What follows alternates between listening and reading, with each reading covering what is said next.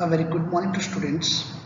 Students, we have already started our chapter, the Indian Constitution. It's our very first chapter of civics class 8th. Student, we have already seen two parts of this video and this is the third part of this chapter. Student basically हम कौन कौन से content यहाँ पर discuss करेंगे, तो यहाँ पर just only we have discussed only one content, that is key features of the Indian constitution. तो हम इंडियन कॉन्स्टिट्यूशन की की फीचर्स जो हैं उन सब के बारे में यहाँ पर डिस्कस करें। स्टूडेंट, द वेरी फर्स्ट की feature of Indian constitution it's a federalism. तो हम यहाँ पर फेडरलिज्म क्या होता है उसको डिस्कस करते हैं। Federalism refers to the existence of more than one level of the government in the country. तो इसके अकॉर्डिंग क्या है, इसके अकॉर्डिंग ये है कि देश के अंदर गवर्नमेंट का एक लेवल नहीं होना चाहिए, जबकि मोर देन वन लेवल होना चाहिए, जैसे कि सेंट्रल गवर्नमेंट और state government. So these are at the state and at the central level. तो ये कैसे होते हैं, एक स्टेट लेवल पे होते हैं, एक सेंट्रल लेवल पे होते हैं। And citizens are governed by laws and policies made by each of these levels of the government। और जो citizens होते हैं वो इन दोनों गवर्नमेंट के माध्यम से जो कानून बनाए जाते हैं उनके द्वारा गवर्न किए जाते हैं। स्टूडेंट, यहाँ पर मैं आपको अपने एग्जांपल के माध्यम से बताता हूँ कि I am a citizen of Haryana and India also. तो अगर इंडिया कोई कानून बनाएगी तो वो भी मेरे ऊपर इंप्लीमेंट होगा, और अगर हरियाणा गवर्नमेंट जो बनाएगी तो वो भी मेरे ऊपर इंप्लीमेंट होगा। सो इस तरीके से ये जो फेडरलिज्म का पार्ट होता है, फेडरलिज्म का मतलब होता है कि देश के अंदर जो गवर्नमेंट के लेवल्स होते हैं वो मोर देन वन लेवल होना चाहिए। मीन्स ऐसा नहीं कि केवल एक लेवल हो, क्योंकि इसकी वजह से प्रॉब्लम ये क्रिएट हो सकती है कि देश के अंदर जो रिमोट एरियाज होते हैं, दूर वाले क्षेत्र होते हैं, वहां पर किस प्रकार सिटीजन प्रॉब्लम फेस कर रहे हैं, क्या क्या उनकी प्रॉब्लम्स है, वो कभी भी सेंट्रल गवर्नमेंट अचीव नहीं कर पाती या सेंट्रल गवर्नमेंट उनकी तरफ ध्यान ही नहीं दे पाती। तो गवर्नमेंट को सुचारू रूप से चलाने के लिए, ताकि हर एक जगह पर हर एक प्रॉब्लम को सॉर्ट आउट किया जा सके, तो there should be more than one level of the government. देश के अंदर गवर्नमेंट के मोर देन वन लेवल होते हैं। मैक्सिमम अगर मैं दूसरे देश की बात करता हूँ, मीन्स यूरोपियन कंट्रीज की बात करता हूँ, तो यूरोपियन कंट्रीज के अंदर just only there are two levels जो कि फेडरल स्ट्रक्चर को बनाते हैं। First one is central government and the second one is state government. But India it's a large country, India बहुत बड़ा देश है, तो यहाँ पर एक थर्ड लेवल भी रिक्वायरमेंट होता है जो कि लोकल गवर्नमेंट के नाम से जाना जाता है। तो स्टूडेंट, ये थी की फीचर आपकी federalism. So in India we have government at the state and at the central level. India के अंदर भी जो गवर्नमेंट है वो स्टेट लेवल पर भी है और सेंट्रल लेवल पे भी है। While each state in India enjoy autonomy in exercising powers on certain issues, and subject of the national concern requires that all these states follow the laws of the central government. Note down, it's a very important thing. हमारे India के अंदर कुछ issues को decide किया गया है कि वो केवल स्टेट लेवल तक रहेंगे। तो स्टेट लेवल पर गवर्नमेंट उनसे रिलेटेड जो पावर्स है उनके पास होती है, और वो डिसीजन लेने का अधिकार, कानून बनाने का अधिकार उनका होता है। But there are many subject and there are many issues those who are national concern, और उनके लिए सेंट्रल गवर्नमेंट जो है वो कानून बनाती है, और सेंट्रल गवर्नमेंट के वो कानून हर एक स्टेट गवर्नमेंट को फॉलो करने पड़ते हैं। मीन्स इंडिया के अंदर जो फेडरलिज्म स्ट्रक्चर है या फेडरल जो स्ट्रक्चर है उसे भली भांति पूर्वक अपनाया गया है, और स्टेट जो गवर्नमेंट है वो अपनी पावर्स का खुद आप कह सकते हो एंजॉय करते हैं, अपनी पावर्स को फुल मैनर से यूटिलाइज करते हैं। बट ऐसे सब्जेक्ट जो कि नेशनल कंसर्न से रिलेटेड होते हैं, जिनके अंदर पूरे देश में यूनिफॉर्मिटी होनी चाहिए, ऐसे इश्यूज से रिलेटेड जो डिसीजन है या कानून है वो सेंट्रल गवर्नमेंट बनाती है। Now students, there are three main lists in which the power is divided and shared among the central government and the state government. Means वो issues कौन कौन से होते हैं, ऐसे कौन कौन से इश्यूज हैं जो कि सेंट्रल गवर्नमेंट के अंडर आते हैं, और ऐसे कौन से इश्यूज हैं जिनको केवल स्टेट गवर्नमेंट देखती है, उनका हमें थोड़ा सा पता होना चाहिए। तो इन पावर्स को थ्री जो मेन लिस्ट है, जब हमारा इंडियन कॉन्स्टिट्यूशन बनाया गया था तो उस वक्त तीन लिस्ट बनाई गई थी, और उन तीन लिस्ट में डिसाइड कर दिया गया कि किस लेवल से रिलेटेड कौन डिसीजन ले सकता है या किस इश्यू से रिलेटेड कौन डिसीजन ले सकता है। And these list are union list, state list and concurrent list. ये तीन लिस्ट है। सबसे पहले हम यूनियन लिस्ट की बात करते हैं। यूनियन लिस्ट के अंदर ऐसे इश्यूज इंक्लूड किए गए हैं which are related to national importance, जो कि नेशनल इंपोर्टेंस से रिलेटेड होते हैं, and so there should be unity या यूनिफॉर्मिटी इन इट। इनके अंदर यूनिटी होनी चाहिए, यूनिफॉर्मिटी होनी चाहिए, पूरे देश में एक जैसे ही होने चाहिए। लाइक मैं करेंसी की बात कर सकता हूँ, डिफेंस की बात कर सकता हूँ। ये कुछ ऐसे एग्जाम्पल हैं जो कि पूरे देश में एक जैसी होनी चाहिए। तो ऐसे जो इश्यूज होते हैं उनको यूनियन लिस्ट के अंदर इंक्लूड किया गया है। And the union government can make law related to these things. जो यूनियन गवर्नमेंट है वो इन सब चीजों से रिलेटेड डिसीजन बना सकती है। यूनियन गवर्नमेंट का मतलब है सेंट्रल गवर्नमेंट। तो ऐसे इश्यूज जो कि नेशनल इंपॉर्टेंस रखते हैं या जिनको यूनिटी की रिक्वायरमेंट होती है, पूरे देश में यूनिफॉर्मिटी होनी चाहिए, उन इश्यूज को यूनियन लिस्ट में इंक्लूड किया गया है। और union government means central government जो है वो उनसे रिलेटेड डिसीजन ले सकती है। Now the second list is the state list. State list की अगर मैं बात करता हूं तो issue related to the state level means ऐसे कुछ एरिया होते हैं जो कि स्पेशल स्टेट के अंदर ही आते हैं, वो स्टेट लिस्ट के अंदर आएंगे। मीन्स जैसे कि पुलिस की बात करता हूँ, ट्रेड की बात करता हूँ, कॉमर्स की बात करता हूँ, मीन्स व्यापार की बात करता हूँ। तो these issues related to the state level, so these are included in the state list. और स्टेट गवर्नमेंट जो है वो इन सब चीजों से रिलेटेड जो डिसीजन है वो ले सकती है। इनके से रिलेटेड जो कानून है वो स्टेट गवर्नमेंट बनाती है। Now the third list is concurrent list. इसके अंदर वो इश्यूज रिलेटेड हैं जो कि कॉमन इंटरेस्ट से रिलेटेड होते हैं, मीन्स उनसे सेंटर का भी प्रभाव होता है और स्टेट गवर्नमेंट को भी प्रभावित करती है, जैसे कि एजुकेशन, फॉरेस्ट, मैरिज एटसेट्रा। तो ऐसे इश्यूज को हम क्या कहते हैं, कंकरेंट लिस्ट में रखते हैं। ऐसे इश्यूज जो होते हैं वो कंकरेंट लिस्ट में काउंट किए जाते हैं। और क्योंकि ये दोनों लेवल से रिलेटेड होते हैं, so both government, centre and state government, दोनों ही इनसे रिलेटेड कानून बनाती है। बट स्टूडेंट कभी भी कंफ्यूजन क्रिएट हो जाता है या कभी भी आपस में झगड़ा हो जाता है, तो उस सिचुएशन के अंदर ये दोनों जो सुप्रीम कोर्ट होती है उस डिस्प्यूट को सॉर्ट आउट करती है। अगर कभी भी सेंटर और स्टेट की पावर के बीच में किसी भी प्रकार की प्रॉब्लम क्रिएट हो जाती है तो उस सिचुएशन में सेंटर और स्टेट गवर्नमेंट का डिस्प्यूट का सॉल्यूशन जो है वो सुप्रीम कोर्ट करता है।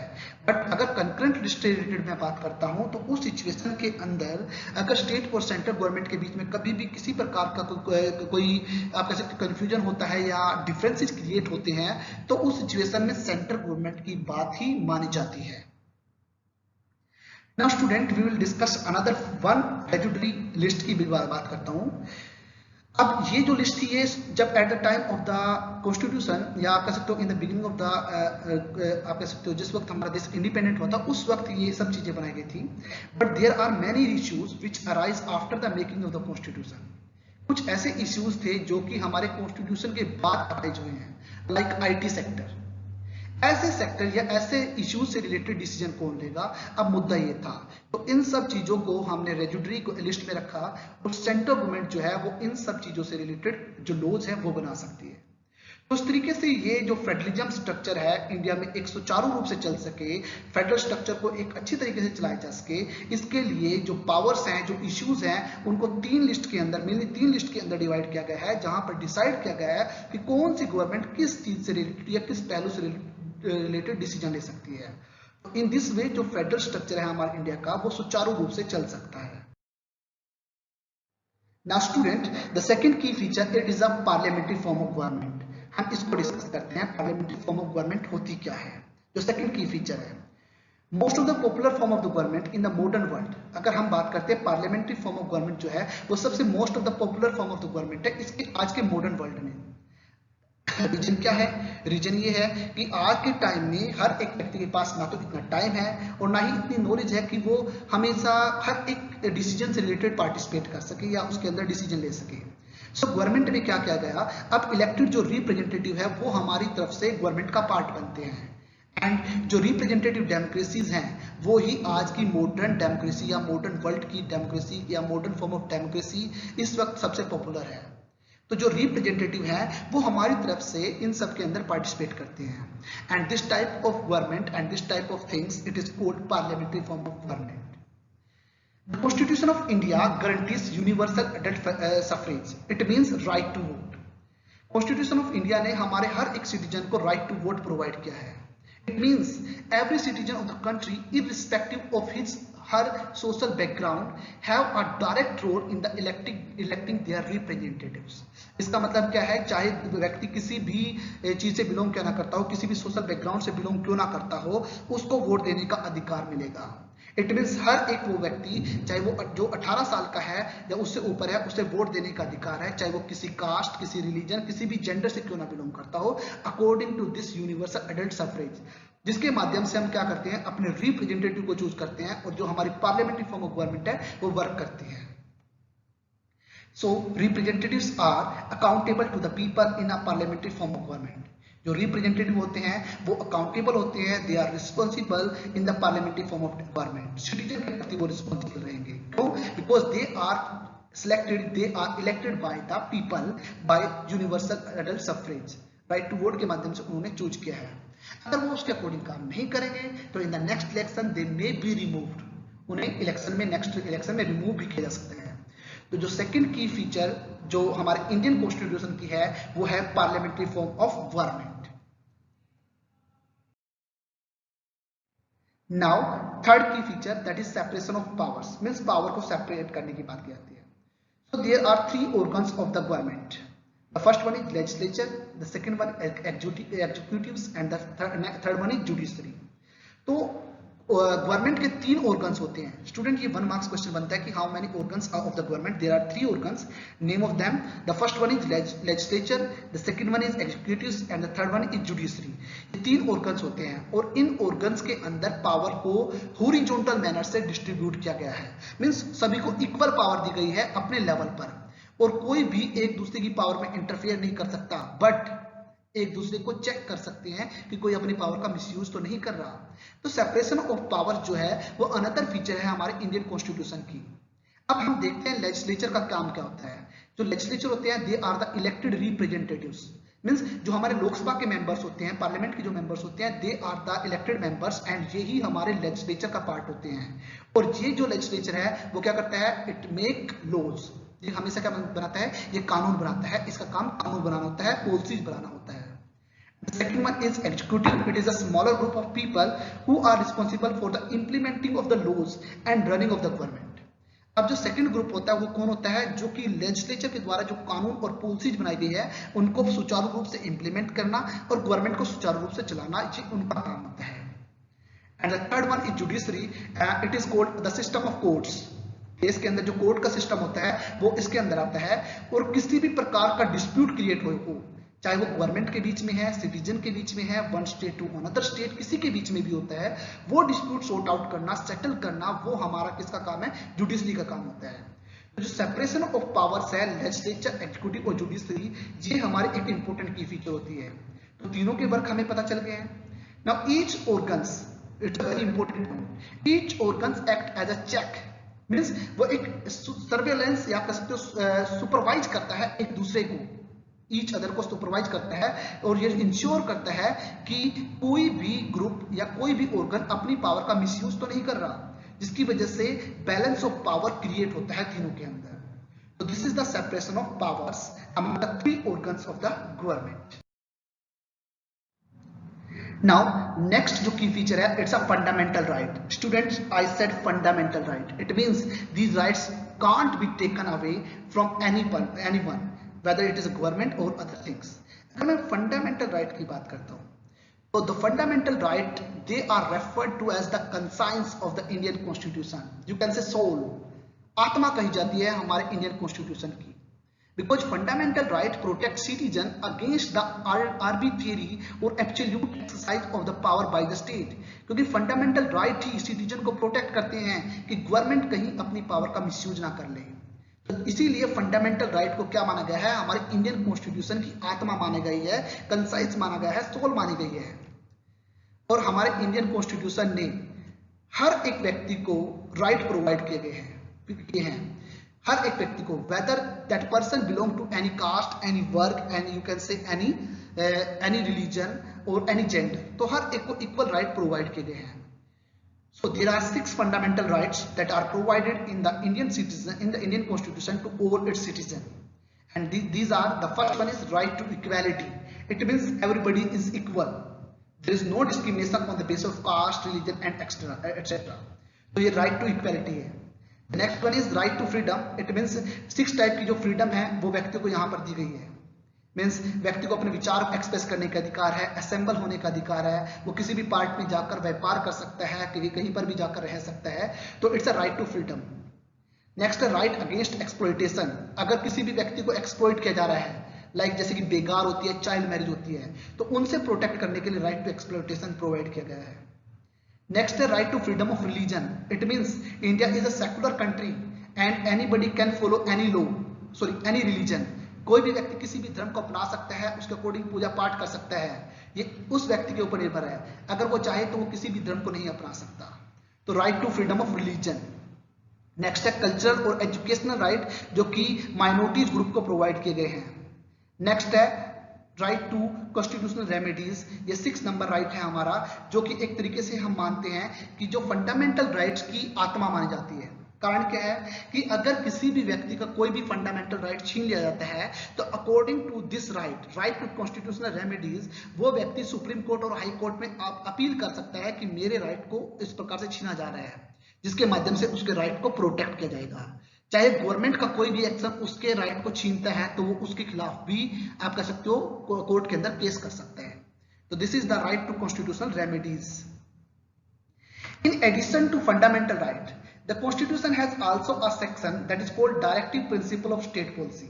इसके अलावा एक सेक्शन और प्रोवाइड किया गया है जो है directive principle of state policy, and it ensure greater social and economical reforms, जो कि सोशल और इकोनॉमिकल रिफॉर्म करता है। And it also serve as a guide of independent Indian state to institute laws, जो कानून बनाने में हेल्प करता है, पॉलिसीज बनाने में हेल्प करता है, जिसकी वजह से देश के अंदर से पुअर्टी को भी रिड्यूस कर सकता है। तो इसलिए फंडामेंटल राइट के अलावा there is also one section also in constitution that is directive principle of state, जो कि इकोनॉमिकल और सोशल रिफॉर्म में हेल्पफुल होता है। So this is the fundamental rights, and it's a very most important key features of the Indian Constitution, because it is considered as the conscience of the Indian Constitution. So it's a very most important key feature of Indian Constitution. Now students, we will discuss about next feature, that is called secularism. Now student, what do you mean it secularism? When our Indian Constitution was made, the Constitution maker aware about the religious differences in our India, जिसकी वजह से problem create हो सकती है। So according to a secular state, that country is which the state does not have any officially religion, and जो government है या देश जो है वो किसी भी पर्टिकुलर किसी स्टेट रिलीजन को प्रमोट नहीं करेगा। इस देश का कोई भी ऑफिशियल रिलीजन नहीं होता, वो कंट्री कहलाता है secular state. The Constitution plays a crucial role in laying out the ideals that we would like all citizens of our country to adhere to, include the representative that we elect to rule us. Means constitution इसके अंदर एक महत्वपूर्ण भूमिका निभाता है। कहता है कि किसी भी प्रकार का कोई भी किसी भी प्रकार के धर्म को, चाहे वो हमारे रिप्रेजेंटेटिव क्यों ना हो, इट मीन्स गवर्नमेंट के रूलर्स भी भले ही उस धर्म से क्यों ना बिलोंग करते हो, वो भी उस चीज को इम्प्लीमेंट नहीं कर सकते। इसलिए कॉन्स्टिट्यूशन जो है वो एक इंपॉर्टेंट रोल निभाता है इस चीज के अंदर। The constitution has changed over the years to reflect new concern of the polity that involves a change of the fundamental nature of the country। जो कॉन्स्टिट्यूशन है वो एक इंपॉर्टेंट रोल निभाता है इस चीज के अंदर। अब इसके अंदर इंपॉर्टेंट रोल कैसे निभाता है? इसके अंदर इंपॉर्टेंट रोल ये निभाता है कि fundamental nature of the country वो कभी भी चेंज नहीं हो सकती। अगर चेंज करना है तो उसके लिए जो पॉलिटिक्स है वो अपने हितों की वजह से किसी भी फंडामेंटल नेचर को चेंज नहीं कर सकती। अगर चेंज करना है तो it required a lot of procedures, आपको प्रोसीजर्स फॉलो करने पड़ेंगे। So come to the secular state, हम सेकुलर स्टेट पे वापस आ जाते हैं। सेकुलर स्टेट का मतलब क्या होता है? अगर हम इसकी बात करते हैं तो secular state it means the country does not have any official religion, हर एक धर्म उसके सामने इक्वल है, तो ये कहलाता है आपका secularism. Now students, come to the fundamental duties, and it's a very most important thing about it, क्योंकि जब हमें फंडामेंटल राइट प्रोवाइड किए गए हैं तो उसके साथ एक ओब्लिगेशन भी जुड़ कर आती है, and this is called fundamental duties. Student, right लेना तो सभी को पसंद है, बट उसके साथ जो ऑब्लिगेशन है, जो ड्यूटी है, उसको भी तो फॉलो करना आवश्यक है। क्यों? कारण उसका ये है, अब एक व्यक्ति का जो राइट होता है, अगर वो व्यक्ति अपने राइट का मिसयूज कर लेता है तो वो किसी दूसरे व्यक्ति का राइट छीन लेता है, तो उस सिचुएशन में उसको फंडामेंटल ड्यूटीज के माध्यम से उस दूसरे व्यक्ति को राइट को भी बचाना होता है। जो फंडामेंटल ड्यूटीज हमारे इंडियन कॉन्स्टिट्यूशन में लिखी गई है उनमें से कुछ इस प्रकार हैं। To respect the national flag and the national anthem, it's a very most important thing. अपने देश के जो नेशनल फ्लैग है और जो नेशनल एंथम है उसकी रिस्पेक्ट करना। Next one is to cherish and follow the noble ideals which inspired our national struggle for freedom, उन आइडियल्स को, उन सिंबल की रिस्पेक्ट करना जिसने हमारे नेशनल स्ट्रगल ऑफ फ्रीडम के अंदर हेल्प की। And to uphold and protect the sovereignty, unity and integrity of India, अपने देश की सोवरेनिटी को, अपने देश की यूनिटी को, इंटीग्रिटी को प्रोटेक्ट करना, अपहोल्ड करना, ये हमारी फंडामेंटल ड्यूटीज में है। Citizens should be ready to defend and render national service towards India, हमेशा उसे तैयार रहना चाहिए अपने देश को प्रोटेक्ट करने के लिए और देश की नेशनल सर्विस को प्रोवाइड करने के लिए, उसे हमेशा तैयार रहना चाहिए। It is also a fundamental duty. Students, the fundamental duties, these are the moral obligations of all individuals to promote the unity of the country. ये फंडामेंटल ड्यूटीज हमारी दी गई है, ये एक तरीके से मोरल ओब्लिगेशंस होती हैं जो कि हमारे देश की यूनिटी को प्रमोट करती हैं। तो these are the fundamental duties of the Indian Constitution. Student, I hope everything is clear to all of you. So I'll see you in the next video. Thank you. Have a nice day.